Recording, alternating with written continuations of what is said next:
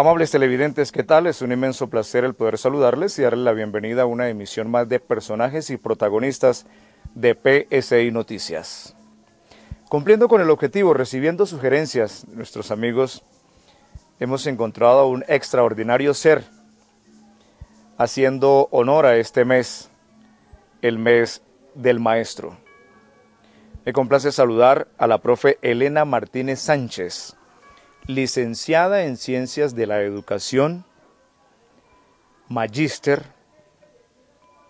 tiene un cum laude, escritora de poesía, pero sobre todas estas cosas, maestra. Profe, ¿qué más? Muy buenas, Nietzsche. Es un placer enorme estar aquí frente a los televidentes de prestigioso canal PSI. Gracias por haberme invitado.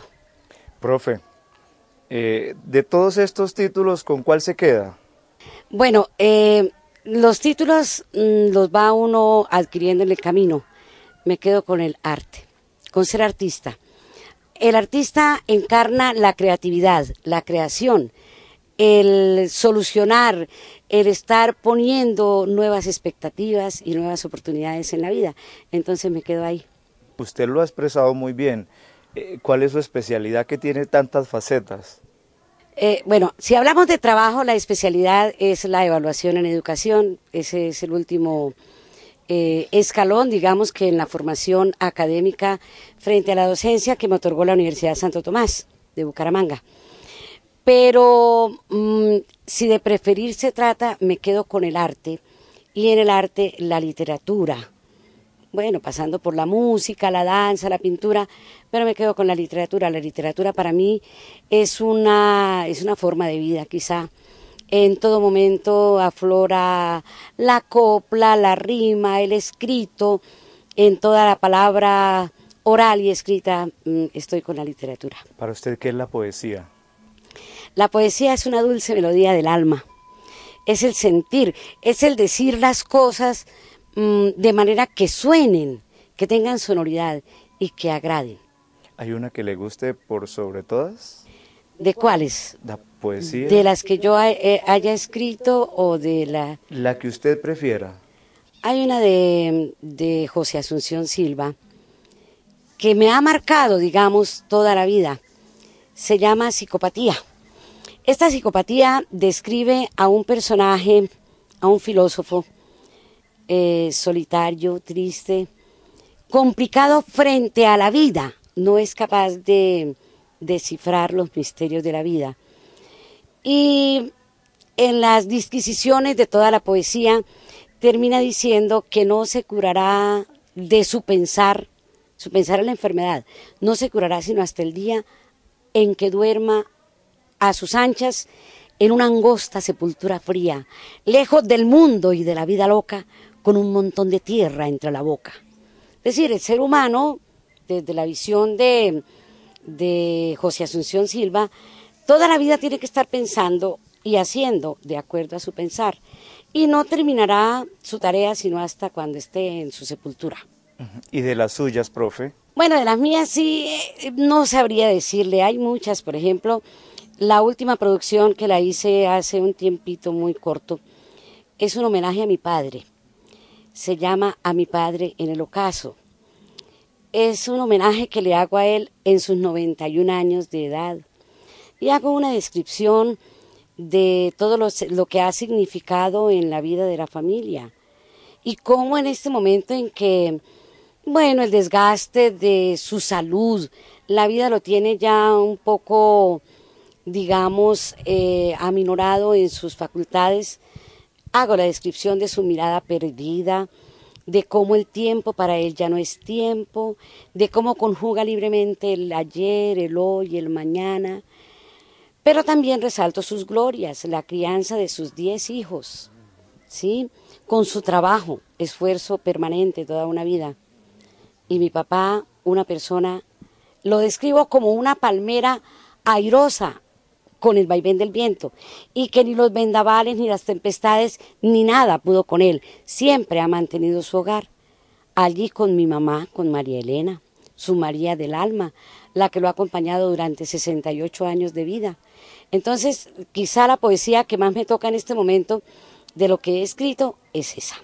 Profe, en esta narrativa, en esta descripción que usted nos hace, me transporta de una vez a esa familia, a esa crianza de los hijos, a ese blindaje que papá y mamá dieron.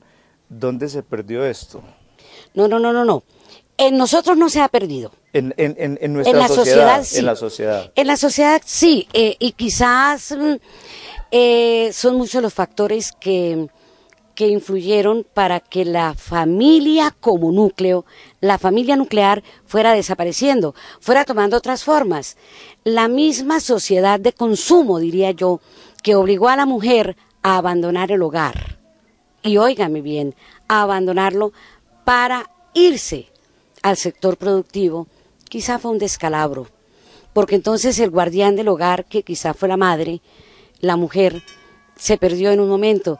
Claro, con otras conquistas, grandes conquistas, el llegar al campo cultural, al campo de la economía, pero el hogar quizá perdió esa fortaleza que tenía de papá y mamá allí con el calor del hogar. ¿Todavía existe esto desde el hogar, de la familia? ¿Debe haber en algún espacio? Claro que sí. Yo digo que los principios son esos, son fundamentos. Y donde ha habido familias que fundamentan principios en sus hijos, las prolongaciones, o sea, los nietos, las nuevas familias, tienen que llevar ese sello de la familia primitiva, de padre y madre.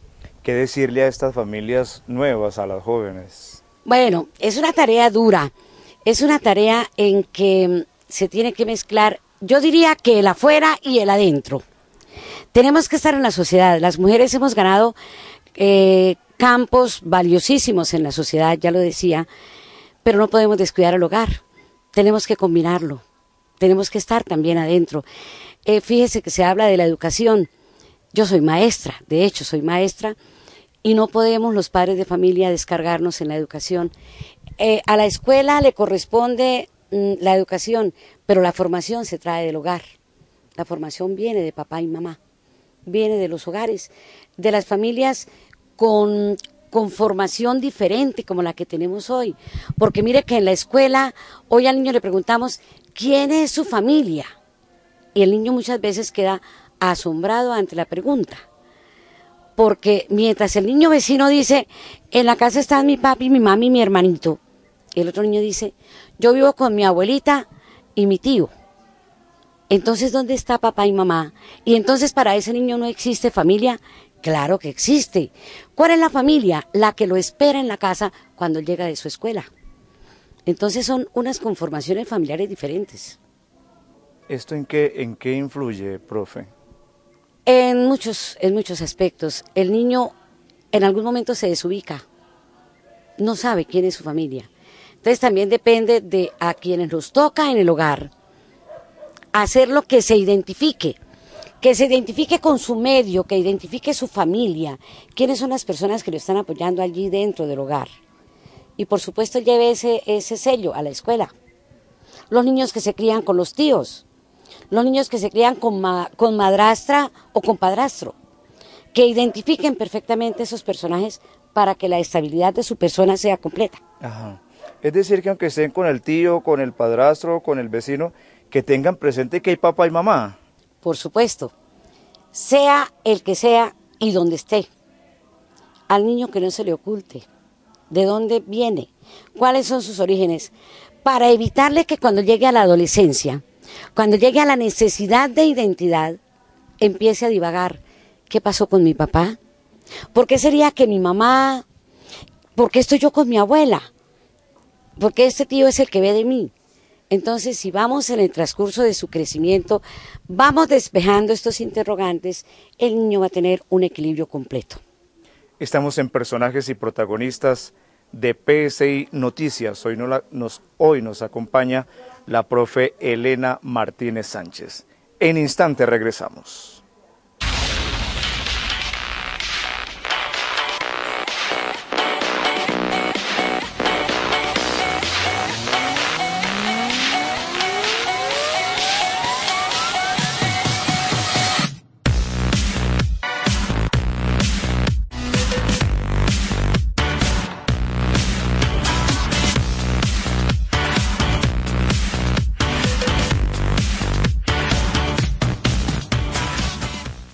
Así le cumplimos a Santander.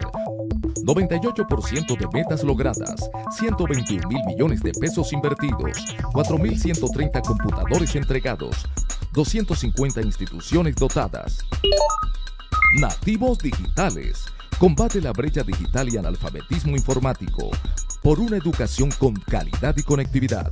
Secretaría de las TICs, Gobernación de Santander, Gobierno de la Gente.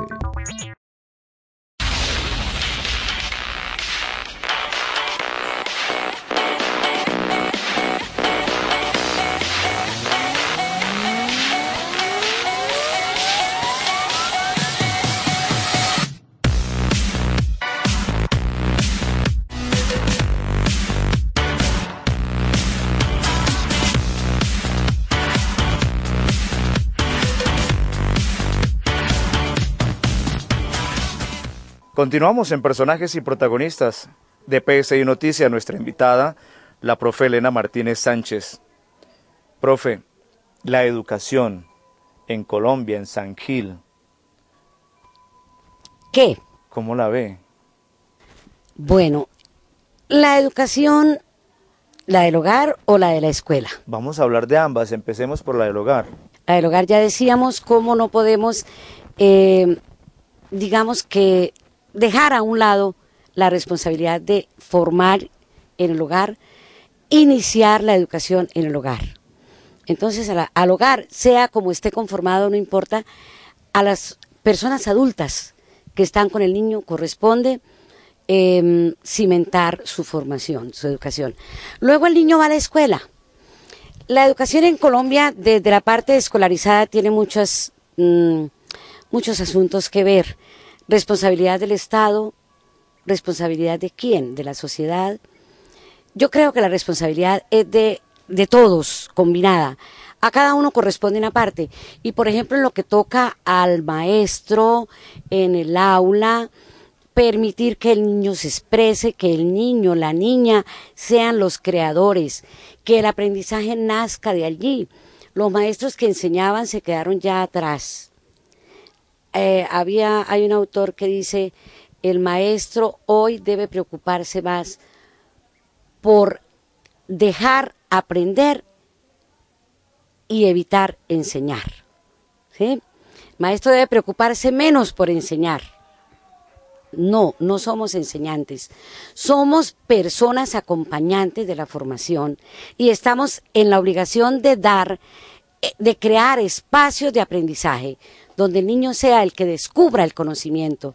Precisamente en este momento estamos trabajando con la Secretaría Departamental de Educación y la Secretaría Departamental de las Nuevas Tecnologías de la Información y la Comunicación en unos proyectos para introducir la investigación como estrategia pedagógica en la escuela.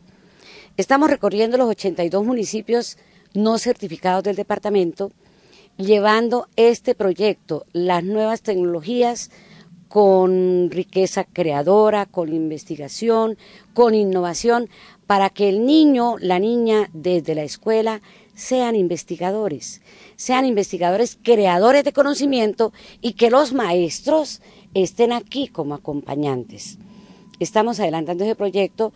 En San Gil tenemos varias instituciones que están participando en este proyecto. Profe, ¿qué tanto influye la vocación del maestro? Sí, el maestro tiene que ser maestro. Y fíjese que hubo un quiebre también cuando el Ministerio de Educación, o no sé quién, se le ocurrió decir que en las escuelas de formación de maestros no se necesitaba la pedagogía. Entonces quedaron atrás los fundamentos de pedagogía, quedaron atrás las ayudas didácticas y se abrió el compás, digámoslo así, para que cualquier profesional de cualquier rama pudiera acceder como educador, como maestro, como pedagogo. En este momento yo diría que se está echando pie atrás porque se encontró una falla muy grande. Para ser educador se necesita ser docente, se necesita ser pedagogo, se necesita tener vocación. ¿Qué tanto puede significar el maestro para un alumno? El maestro para un alumno pues es su guía. Si no estamos sirviendo de guías, no estamos haciendo nada. El alumno, por más de que pase el tiempo, sobre todo voy a referirme a la escuela primaria, el niño ve en su maestro, su maestra, ve palabra mayor. Es que la profesora dijo, y así hay que hacerlo. Es que el profesor mandó, y tengo que hacerlo así. Entonces el maestro, la maestra todavía son palabra de Dios para el estudiante, para el niño.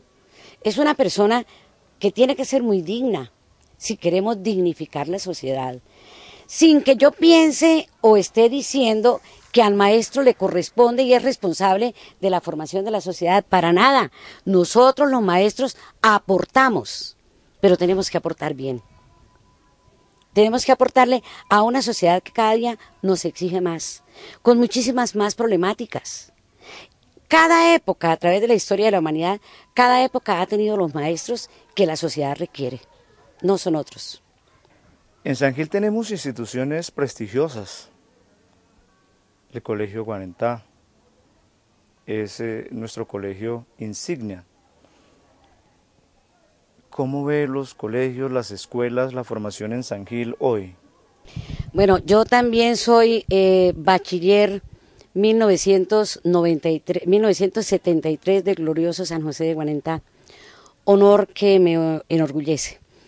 El Colegio Guarentá en este momento, por ejemplo, nosotros tenemos el trabajo de la investigación como estrategia pedagógica en la sede de la Sagrada Familia, con el San José de Guarentá.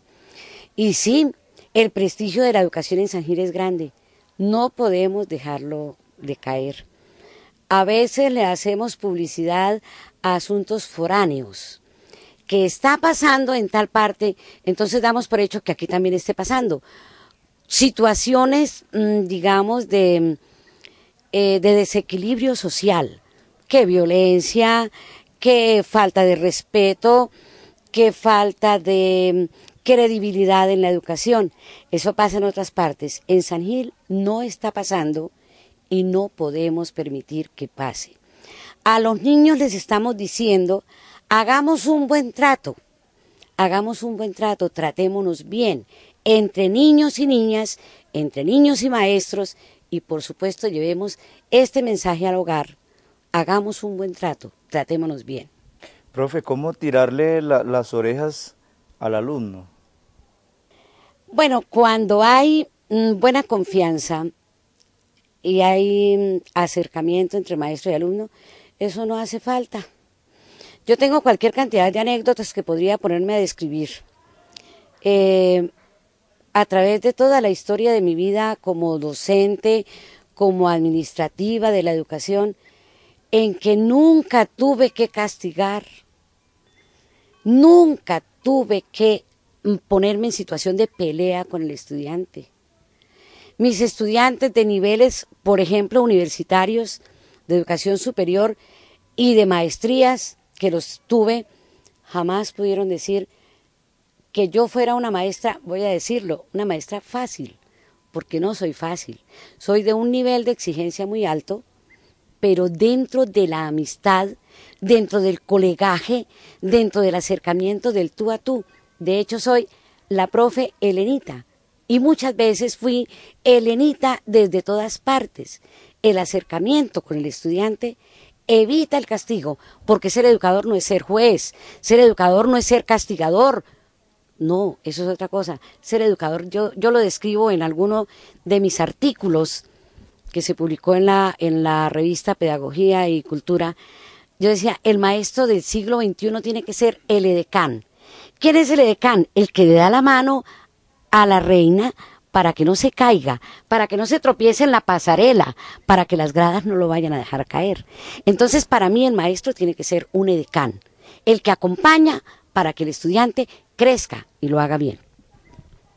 ¿Qué significa, profe, el abrazo de un alumno después de 10, 15 o 20 años? Ay, no, Nietzsche, mire, el 15 de mayo, viernes, antes de ayer, en estos días, en la parroquia de María Auxiliadora nos invitaron a un homenaje que la parroquia hace a los docentes. Y entonces invitaron que los docentes de la parroquia, y estuvimos ahí. Al llegar ahí se me acercó alguien y me dice, profe Lenita, ¿mi cara le dice algo? Y por supuesto, en ese inventario que uno tiene de 45 años en educación, pues en alguna parte de esa carita, y ya súper transformada de mucho tiempo, algo me decía. Le dije, sí. Sí me dice algo esa cara. Deme su nombre. Dijo, yo me llamo Bernarda.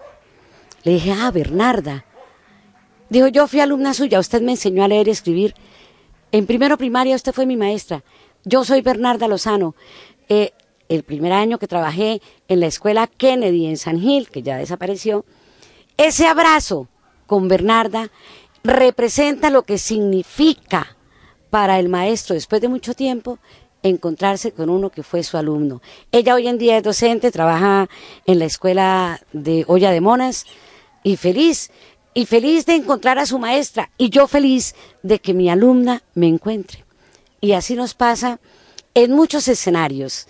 Entonces, el abrazo de un alumno después de mucho tiempo, a ver, yo le digo que son las glorias de mi vejez, que son las perlas en mi corona, mis estudiantes, profesionales de uno y otro campo, destacados, los menos destacados, pero todos supremamente significativos y agradabilísimo encontrarlos. Profe, ¿qué decirle hoy a la dirigencia política en San Gil, a los encargados de dirigir nuestro municipio, a nuestros jóvenes, a estas nuevas generaciones? Bueno, pregunta muy difícil, ¿no? Muy difícil porque no sabemos a quién exactamente le estamos hablando. Pero lo voy a contar. En este momento hay un grupo de ciudadanos en San Gil que nos reunimos bajo un movimiento que se llama Movimiento de Convivencia Ciudadana. Nos interesa la convivencia ciudadana. Quisimos precisamente invitar a algunos de los aspirantes a candidatos o precandidatos a la alcaldía de San Gil para contarles qué es lo que queremos, qué es lo que ve la ciudadanía que necesitamos con urgencia a nivel de cultura, porque la cultura es la que hace los pueblos. Entonces, si no tenemos una cultura sangileña, no nos podemos identificar.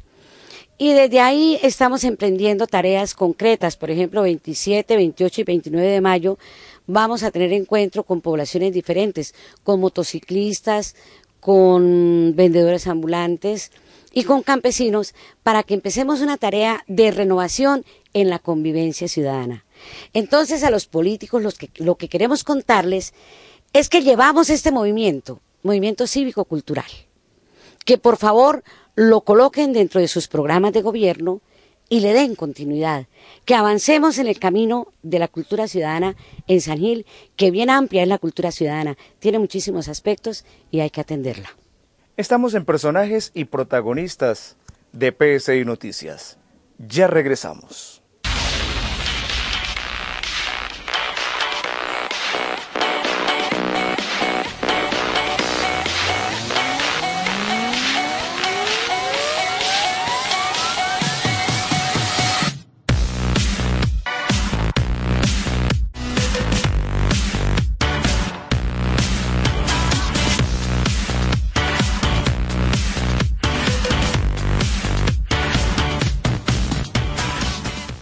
Así le cumplimos a Santander. 98% de metas logradas, 121 mil millones de pesos invertidos, 4.130 computadores entregados, 250 instituciones dotadas. Nativos digitales. Combate la brecha digital y analfabetismo informático. Por una educación con calidad y conectividad. Secretaría de las TICs, Gobernación de Santander, Gobierno de la Gente.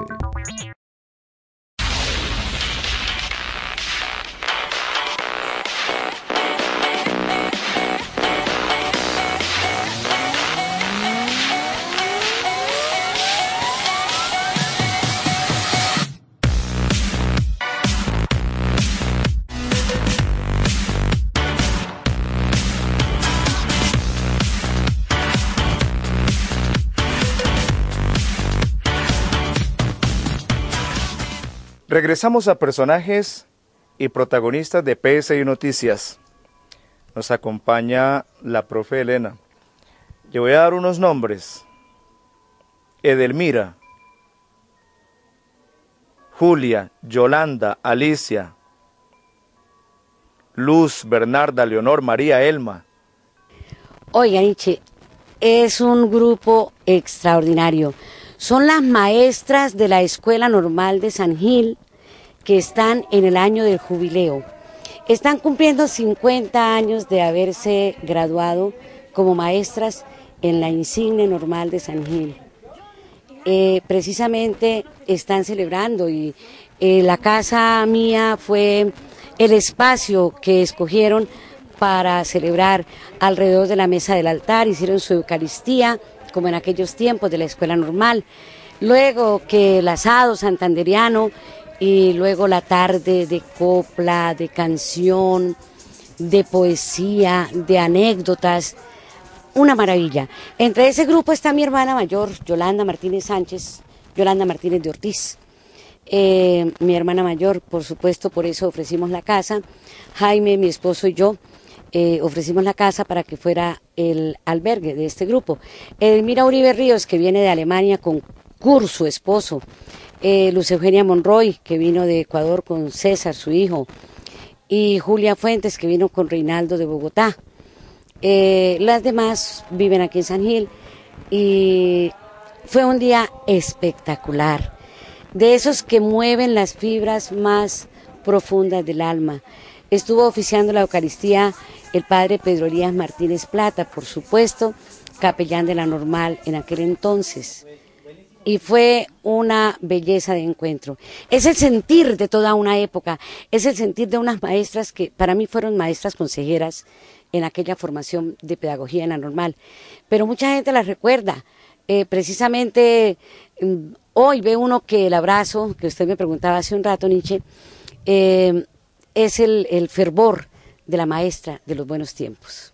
Profe, una anécdota. ¿De qué o de quién? De su vida como maestra de estos 40 y tantos años. Bueno, una anécdota, sí. Alguna vez trabajé en una institución educativa de educación no formal, donde por supuesto llegan los estudiantes que quieren ser y hacer a pesar de que les toca ser también trabajadores. Están todo el día en su labor, van y vienen, caminan de un lado para otro y llegan por la noche a estudiar. Y uno tiene que saber que ese estudiante viene cansado, viene con hambre, viene con cualquier cantidad de problemas de su trabajo. Entonces había que hacer una entrega de un trabajo final de un semestre.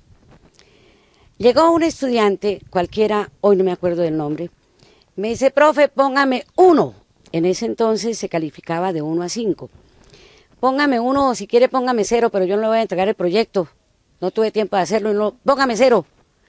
Entonces le dije, venga acá, ¿cómo le parece que no le voy a poner 0? Porque a mí no me pagan para eso. A mí me pagan para que venga a acompañarlo a usted a crecer. Pero, profe, no tuve tiempo, es que, ¿qué quiere? ¿Cómo quiere que haga? Le dije, no, ahorita hablamos.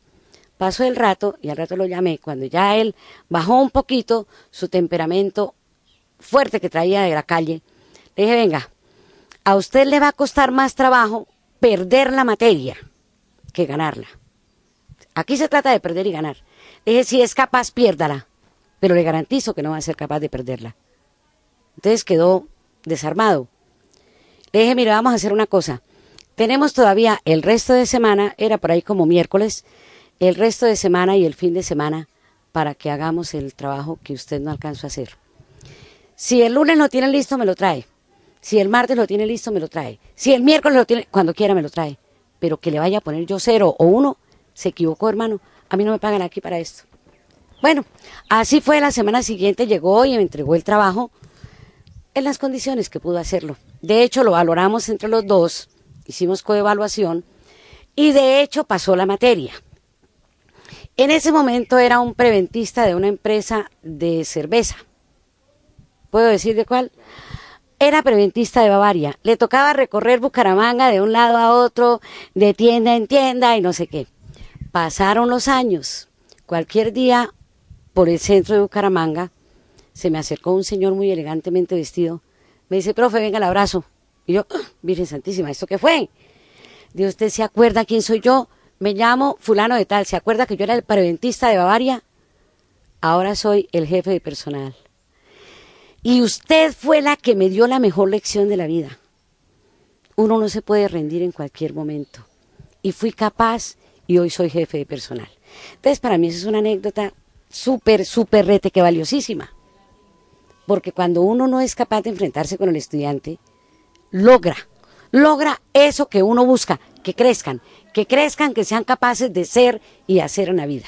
Después de crecer, profe, con esta tarde que usted nos ha regalado, esta tarde-noche, no puede faltar la poesía. ¿Pero y qué? No. Ay, no, mire, Jairo, hay muchas poesías, pues participamos en este evento tan hermoso que tiene Curití, el colegio Eduardo Camacho Gamba, con la profesora Antonia, Toñita, que la queremos tanto. En ese evento tuvimos la oportunidad de participar, hemos participado en creación de poesía y como declamadora, con muchas glorias, afortunadamente. Pero bueno, ya harto hemos oído de poesía. Bueno, un pedacito de una poesía, a ver, le decimos cuál, por ejemplo. Complicaciones arduas del corazón humano, misterios insondables de la naturaleza. La vida es un problema, la vida es un arcano, y por el mundo agitan su vuelo soberano dos aves de rapiña, la muerte y la tristeza. Olvidos, desengaños, desilusiones crueles, incompasivas almas, emponzoñados senos, vasos en cuyos bordes hay delicadas mieles y en cuyo fondo hay llanto, acíbar y veneno. Yo todo lo perdono con voluntad de acero y apuro hasta las heces mi vaso de acritud, mas perdonar no puede mi corazón sincero a un monstruo abominable, aterrador y fiero que habita entre los hombres y se llama ingratitud. La ingratitud es sombra. La ingratitud, sin duda, es el mayor delito de todos los delitos. Es una vieja escuálida de faz tosca y ceñuda que tiene por vivienda los pechos depravados. Por eso, resignado, humilde y sin encono, en manos del destino sereno me abandono. Perdono todo, mas perdonar no puede mi corazón sincero al monstruo abominable que se llama ingratitud. Profe Elenita, que Dios la bendiga. Amén. Muchísimas gracias por este rato tan agradable. Bueno, Jairo, gracias a ustedes, a PSI, gracias por preocuparse por estos asuntos que tratan y tienden a ser culturales, por supuesto. Son momentos en que uno puede de pronto mandar un mensaje y transmitir algo de lo que lleva dentro de sí. Yo invito a todas mis colegas y a todos mis colegas a que cada día en el encuentro con los estudiantes seamos el apóstol, el mensajero, ese del que hablaba hace un rato, el edecán, el que sea capaz de llevar a sus estudiantes por los caminos del bien para formar en su ser personas capaces de crear y recrear el mundo. Con la cámara de John Carreño y Oki Da Carlo, Jairo Eliezer Moreno Jaramillo, en Personajes y Protagonistas.